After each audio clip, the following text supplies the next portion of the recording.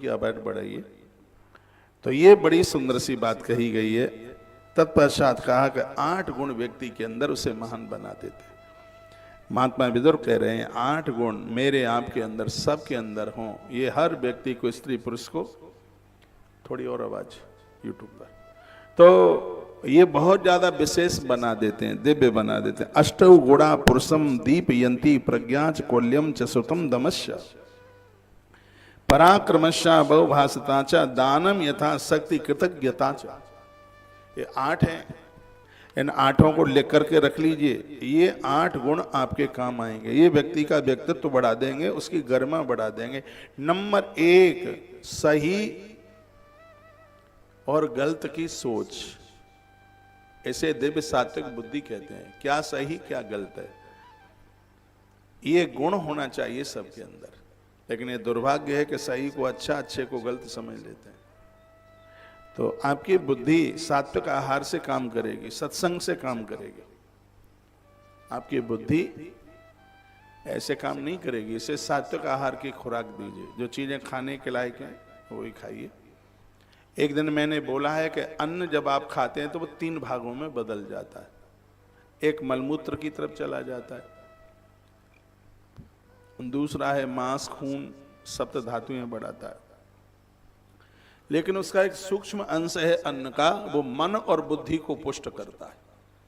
गलत खाया है तो मन बुद्धि खराब हो जाएंगे, अच्छा खाया है तो ये बलवान हो जाएंगे, बलिष्ठ हो जाएंगे। मन युधिष्ठिर जैसा, अर्जुन जैसा हो जाएगा। इसलिए पूरी जिंदगी खान पान के ऊपर चलती है। आप खा रहे हैं बड़ी बात नहीं, आप क्या खा रहे हैं बहुत बड़ी बात है। सिर्फ पेट भरने के लिए नहीं खाया जाता। अन्न की गुणवत्ता है जो हमें विचारक बना देती है। तो सबसे पहली बात बताई बुद्धि, सही सोच और समझ, पहला गुण। दूसरा है कुलीनता, अच्छे संस्कार। मेरी बहनें, मेरी माताएं सुन पा रही हैं, आप अपने बच्चों को सिर्फ धन देने की कोशिश में ही मत लगे रहिए, उन्हें संस्कार दीजिए। ये दूसरा गुण है संस्कार। और संस्कार बाजार से नहीं खरीदे जाते, संस्कार घर से मिलते हैं। दूसरा गुण है संस्कार। तीसरा है शास्त्रों का ज्ञान। यह दुर्भाग्य है देश का, लोगों ने सोच लिया कि शास्त्र तो साधु महात्माओं के लिए हैं, कथावाचकों के लिए हैं, हमें तो उनकी जरूरत ही क्या। पहले का आदमी रामायण पढ़ता था, गीता पढ़ता था, महाभारत पढ़ता था, स्वाध्याय करता था। आपके तो घर में ये सब चीजें नहीं मिलती। आपको मोबाइल देखने से फुर्सत नहीं है, पूरा चिटर पिटर पूरा करते रहेंगे उसके ऊपर आपका। और एक जानकारी मिली है कि पूरी दुनिया में सबसे ज्यादा भारत में मोबाइल देखा जाता है। फेसबुक, इंस्टाग्राम, व्हाट्सएप, भारत आगे निकल गया। और ये बड़े दुर्भाग्य की बात है, पूरी दुनिया में सबसे ज्यादा डायबिटीज और कैंसर का मरीज भारत में। जहां का आदमी कभी बीमार नहीं होता था, वहां का आदमी इतना बीमार हो रहा है, उसको इतनी बीमारियां घेर रही हैं। जो देश में चरक हुए, बाघ भट्ट हुए, और उस देश की ऐसी हालात हो गई है, असावधान जीवन जिया जा रहा है। भैया मरना सबको है, लेकिन टाइम से मरें तो ठीक है। सूर्य भगवान संध्या की बजाय दोपहर 12 बजे ही अस्त हो जाएं तो क्या स्थिति होगी। कोई व्यक्ति समय से पहले चला जाए, पूरा परिवार टूट जाता है। इसलिए ये ध्यान रखिए, ये 8 गुण हमारे और आपके अंदर रहे। चलवाऊं मोबाइल तो नंबर 1 बुद्धि, नंबर 2 कुलीनता यानी उत्तम संस्कार, नंबर 3 शास्त्रों का ज्ञान। शास्त्र पढ़ते रहिए, कथाएं सुनते रहिए, कॉपी बनाओ, रजिस्टर बनाओ, पता नहीं कौन सी बात कब काम में आ जाए। महात्मा विदुर कहते हैं अगली बात है इंद्रियों का संयम। इंद्रियों को अपने कंट्रोल में, जीव को, जननेंद्रियों को, अपनी 10 इंद्रियों को कंट्रोल में रखिए। 10 इंद्रिय तो जीवन के रथ के 10 घोड़े हैं। इनको खुला छोड़ दोगे खुरापाती करेंगे। इसलिए ज्ञान की लगाम लगाई है इनके ऊपर। लगाम देखते हैं, घोड़े के मुंह में लगाम लगाई जाती है। तो कितनी सुंदर बात कही है, इंद्रियों पर संयम रखिए। 8 गुणों में से एक गुण यह है, इंद्रियों पर संयम। देखना न इंद्रियों के कोड़े, देखना कि इंद्रियों के घोड़े बढ़े, इन पे हरदम ये संयम के कोड़े पड़े। अपने रथ को सुमार्ग लगाते चलो, कृष्ण गोविंद गोपाल गाते चलो, कृष्ण गोविंद गोपाल गाते चलो। आज तो मंगलवाणी बड़ी लंबी हो गई है। कृष्ण गोविंद गोपाल गाते चलो, अपने रथ को सुमार्ग लगाते चलो। नाम रटते रहो, नाम भूलो मती, याद आएगी उनको कभी ना कभी। यही अरमान मन में जमाते चलो, कृष्ण गोविंद गोपाल गाते चलो। तो 8 बातें बताई हैं, उसमें एक इंद्रियों का संयम बहुत अद्भुत है। इंद्रियों के बस में आप नहीं, इंद्रियां आपके बस में हो। दशानन दशरथ में यही तो अंतर था। जो इंद्रियों के बस में हैं वह है दशानन है रावण, और इंद्रियां जिसके बस में है वो दशरथ हैं, प्रभु राम जी के पिताजी। इंद्रियां हमारे बस में होंगी तो वहां राम प्रकट होंगे, और जो इंद्रियों के बस में हो जाएगा वहां मेघनाद दुराचारी राक्षस पैदा हो जाएगा। तो अब अच्छी संतान माता पिता के अच्छे कर्मों का परिणाम है, और गलत औलाद ये भी माता पिता के अपराधों का परिणाम है। ये कृष्ण भगवान ने स्वयं धृतराष्ट्र को ये बात कही। इसलिए आप अपने जीवन को कैसा बनाना चाहते हैं ये आपके हाथ में है। अगली बात बताई जा रही है, 8 गुणों में से एक गुण और है जिसका नाम है पराक्रम। पराक्रमी साहसी बनिए, शक्ति वाले बनिए, निडर निर्भीक साहसी। गीदड़ों की तरह नहीं जीना है, शेरों की तरह जिंदगी जीनी है, सिंहों की तरह। दिक्कतें परेशानी आ जाएं तो साहसी बनिए। थोड़े से मिल जाते हैं, आई जी अब क्या होगा, बच्चे छोटे छोटे हैं, पति बात नहीं करता, पत्नी पियर चली गई है, पापा ने भी कुछ दिया नहीं है, भैया बेईमानी कर गया है, हमारा मकान चला गया, हमारा खेत चला गया, जमीन चली गई। ऐसे समय में आपके साहस की आवश्यकता है। गोली खा करके मर जाने की जरूरत नहीं। वो मुझे यहाँ बैठी है एक बहन बोल रही थी, हमने तो कई बार आत्महत्या करने की कोशिश करी है, लेकिन हम कर नहीं पाए। हमने कहा यही तुम्हारा पुण्य कहीं न कहीं काम आ गया। यदि तुम आत्महत्या कर लेते, उद्धार नहीं था, गति नहीं थी, कल्याण नहीं था। गरुड़ पुराण स्पष्ट कहता है आत्महत्यारे के लिए तो कोई उपाय ही नहीं है, उसकी मुक्ति। करोड़ों वर्षों तक भूत प्रेत अलाय बलाय बन करके वो कष्ट पाता है। और गरुड़ पुराण में तो यहां तक लिखा है कि आत्महत्या करने वाले की अर्थी में मन जाइए, 5 कंडे मत डालिए, उसके लिए आंसू मत बहाइए। आत्महत्या करके जो लोग मरते हैं उनकी देहली पर मैं कभी बैठने को नहीं जाता। मुझे बस ये पता लग जाता है कि ये ऐसे ऐसे मरे हैं। कितना भी हमारा करीब क्यों नहीं है, वैसे तो हमारा प्रवचन सुनने वाला व्यक्ति आत्महत्या करता ही नहीं है। जीवन संघर्ष से युक्त है। मुझे कर्ण की एक बात बहुत अच्छी लगी। एक दिन वह दुर्योधन तलवार निकाल करके अपना गला काटने को जा रहा था, इतने में कर्ण आ गया। कर्ण ने पीछे से तलवार पकड़ ली। क्या कर रहा है? कहा सेनापति ने आज मुझे लज्जित कर दिया, मेरे सहयोग के लिए ये पांडवों को बुला के लेके आ गया, ये अपमान मुझसे सहन नहीं होता है, इसलिए मैं मरने के लिए जा रहा हूं। कर्ण ने कहा कायर लोग आत्महत्या करते हैं, तो कायर नहीं है, तू महावीर है, तू बलवान है, और व्यक्ति अपनी परेशानियों से मुकाबला करे, सफलता मिल जाएगी। लड़े। रामानंद सागर कहते थे मारो चोट, हो सकता है कि अगली चोट में, आखिरी चोट में दीवार गिर ही जाए।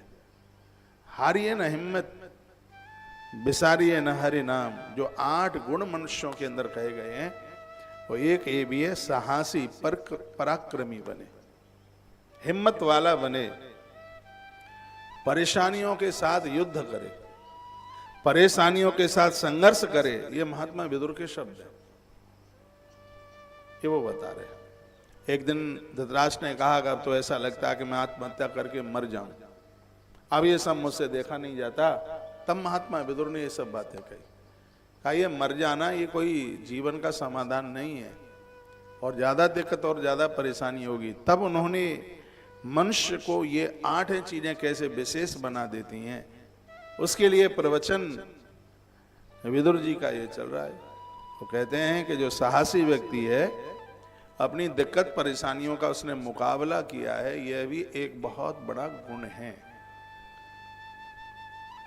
माताएं बड़ी धमकियां देती रहती हैं, चूहे मार दवाई खा लेंगे, रेल के आगे लेट जाएंगे, कट के ऊपर चले जाओगे, हाँ किसका क्या ले जाओगे, दिक्कत तो उन्हें होगी जो अकाल मौत से मर गए हैं। किसी को, स्त्री पुरुष कोई भी हो, किसी को धमकी नहीं देना, हाँ किसी को गलत यूज ना करना, किसी को बहुत बड़ी है, लोक परलोक सब बिगड़ जाएगा। और मैंने एक दिन बोला है, जिसके खानदान में आप अपनी बेटी किसी को दे रहे हैं या अपने बेटे का संबंध कहीं कर रहे हैं, तो पहले ये जरूर पता लगाना कि इस खानदान में कोई अकाल मौत से आत्महत्या करके, तो मैं अकाल मौत कह रहा हूं, आत्महत्या, कोई आत्महत्या करके तो नहीं मरा।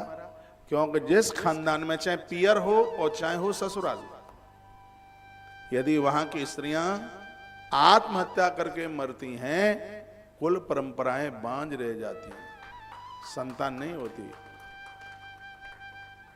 इतना बड़ा दोष लग जाता है। तो महात्मा विदुर पंडित जी इसी बात के ऊपर जोर दे रहे हैं। धृतराष्ट्र ने मरने को बोला था, आत्महत्या करने को बोला, तो कितना बड़ा चैप्टर निकल करके आया। उन्होंने कहा पराक्रमी बने, साहसी बने, समाधान मिलेगा। और अपना साहस ऐसे समय में ही तो काम में आता है। बेचारी कुंती बड़ी परेशान थी, पति चला गया, मृत्यु हो गई, छोटे छोटे बच्चों को पाल रही है, वो तो आत्महत्या करके मरी नहीं, उसने संघर्ष किया। और यह जीवन संघर्ष करने के लिए, संघर्ष कीजिए। अगली बात बताई गई है, कम बोलने की आदत डालिए, विवाद बढ़ेगा। हाँ, 100 बातों की एक बात, आप जितना ज्यादा बोलेंगे उतनी घृणा हो जाएगी, आपस में दूरियां हो जाएंगी। पति पत्नी की दूरी इसी में बढ़ जाती है। वो इतना, या तो आदमी इतना बोलेगा कि माताएं दूर चली जाएंगी, या वो नारी इतना बोलेगी कि पुरुष दूर चला जाएगा। और आपके बोलने से कुछ नहीं होता। आप ये कहेंगे हम इतना बोल लेंगे तो इसमें कोई कंप्रोमाइजन, कोई समझौता, कोई समाधान नहीं, बिल्कुल नहीं। ये तुम ज्यादा बोल रहे हो, इससे तो तुम्हारी हकीकत का पता लग रहा है ना कि तुम हो क्या। भले ही पर्दा डालते रहिए, सामने वाला आपकी आपके इस वक्तव्य से ही तो वो आपको पहचान रहा है कि आप क्या हैं। महात्मा विदुर की बात मुझे बहुत अच्छी लगी। उन्होंने कहा कि यदि आप श्रेष्ठ पुरुष बनना चाहते हैं, श्रेष्ठ स्त्री बनना चाहते हैं, तो आज से कसम ले लो, कम बोलने की आदत। तुम्हारा लड़का बोलता जा रहा है और तुमने कभी उसको डांटा नहीं। दुर्योधन के लिए बोलो, बहुत बकबक करता है, बहुत ज्यादा बोलता है। मंथरा बहुत बोलती थी रामायण में, कोई भी तो अपनी बिटिया का नाम ही मंथरा नहीं रखते। बहुत लोग ऐसे होते हैं, बाचालता, बाचालो लवते नासम, ज्यादा बोलना हमारा सर्वस्व नाश कर देता है। आप कम बोलेंगे तो ज्यादा ठीक है, इसलिए अपनी जीभ के ऊपर पाबंदी लगाइए। समझ में आ रहा है? इसमें मेरी कोई बात नहीं है, ये सिगरी बातें महात्मा विदुर बोल रहे हैं। और आज 11 मई को ये आप सब सुन रहे हैं, बहुत आनंद हो रहा है। कम बोलने की आदत डालिएगा, ऐसी वाणी बोलिए मन का पाखोय, औरन को शीतल करे आपो शीतल होए। इसमें आप ठंडे हो जाएंगे, इसमें आप शीतल हो जाएंगे। और अगली बात बताइए, अपनी क्षमता के अनुसार दान करें, क्योंकि अगले जन्म में आपको वही मिलता है जो इस जन्म में आपने दिया है।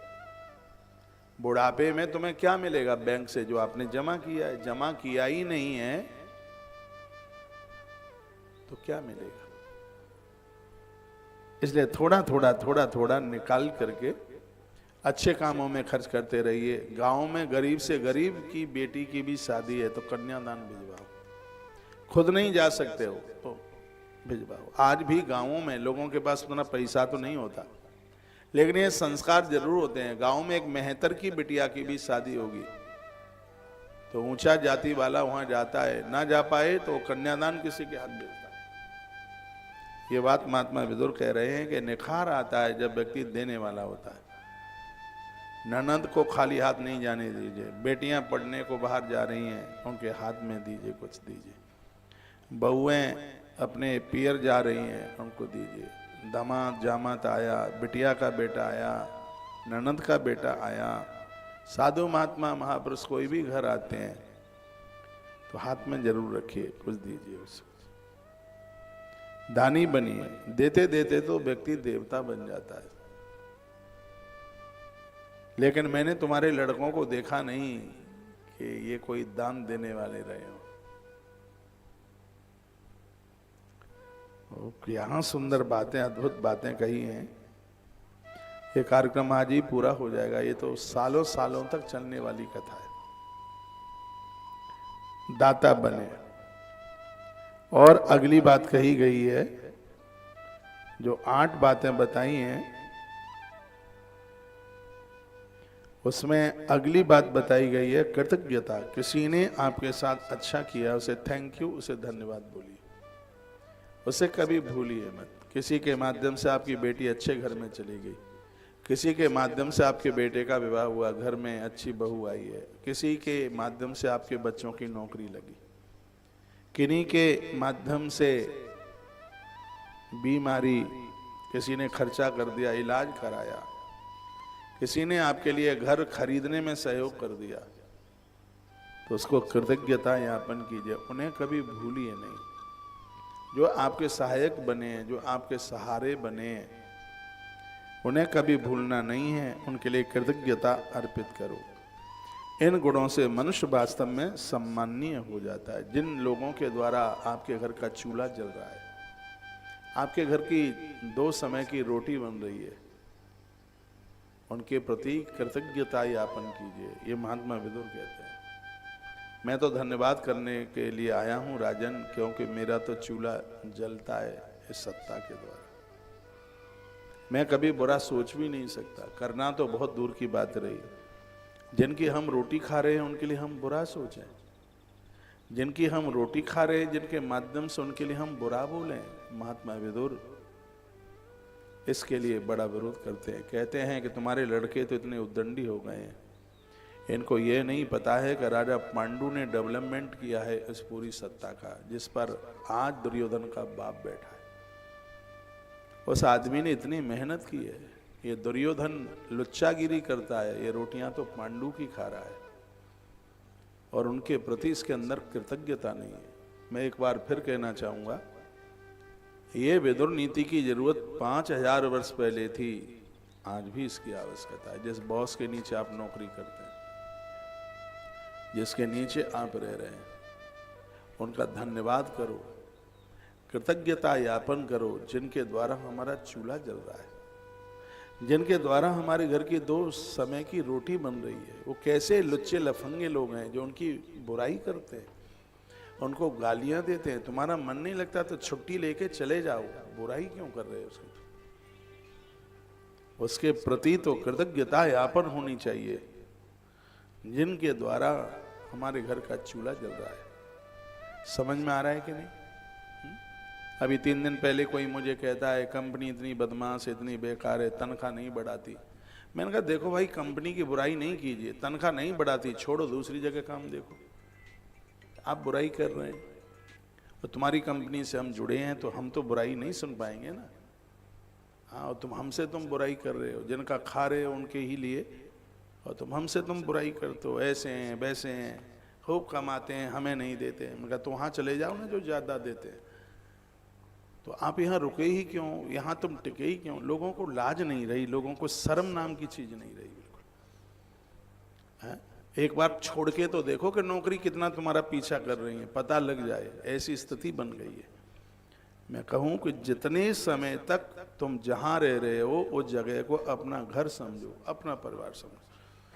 आज तक जहां जिस वृंदावन में जहां भी हम रहे उस जगह की बुराई नहीं सुनी होगी। हम उस जगह से हमारा डेवलपमेंट हुआ, हमें रोटी मिली खाने को, हमें पढ़ने को जगह मिली, हमें 6 फीट जगह मिली सोने के लिए। हम बुराई कर कैसे देंगे? कैसे कर देंगे? वो लोग कैसे हैं जो जहां रहे हैं वहीं की बुराई करते हैं। आप वहां नहीं रहिएगा ना, वहां से चले जाइए। ये महात्मा विदुर का जो शब्द है, ये पूरी बात यही घूम रही है। जो पति दिन रात लगा है पूरा परिवार के लिए, आप उसकी कैसे बुराई कर देते हैं? अपनी माँ से बुराई कर देते हैं, अपने पिता से, अपने भैया भाभी से बुराई कर देते हैं। जो एक नारी अपने पियर को छोड़कर तुम्हारे घर आ गई है, दिन रात लगी है कोलू के बैल की तरह, और आप लोग कैसे उसकी बुराई कर सकते हैं? पूरा जीवन तो उसने तुम्हारे परिवार खानदान के लिए लगा दिया, कैसे उसकी आलोचना, कैसे उसकी बुराई आप कर देंगे? जिन लोगों ने आपके लिए कुछ किया है उनके लिए कृतज्ञता यापन कीजिए। ये ऐसा महात्मा विदुर कह रहे हैं। महात्मा विदुर की ये बातें ट्रांसलेट करके परदेश तक भी भेज दिया जाए तो पूरी दुनिया भारत बन जाएगी। उनके ऐसे अद्भुत शब्द हैं। और मैं तो प्रार्थना करता हूं हमसे तो कोई किसी की बुराई आकर के ना किया करो, क्योंकि बुराई करने वाला चमगादड़ बनता है। और 84 लाख योनियों में ऐसा जीव है चमगादड़ जो स्वयं की विष्ठा खाता है। ये 8 गुण जो बताए हैं ये बड़े वंदनीय हैं और बहुत अद्भुत है।